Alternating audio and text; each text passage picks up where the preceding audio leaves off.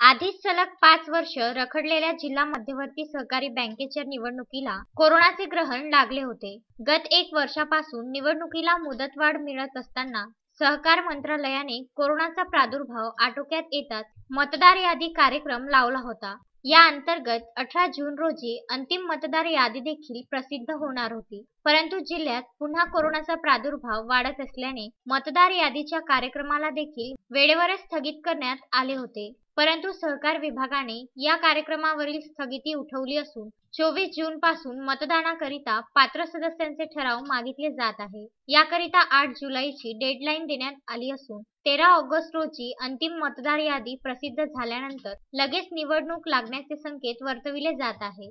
तब्बल 1 महिन्यानंतर पुन्हा या मतदार यादीच्या कार्यक्रमाला हिरवी झेंडी मिळाली. कोरोनाचा प्रादुर्भाव आटोक्यात आल्याने सहकार विभागाने पुन्हा मतदार यादीचा कार्यक्रम लावला आहे.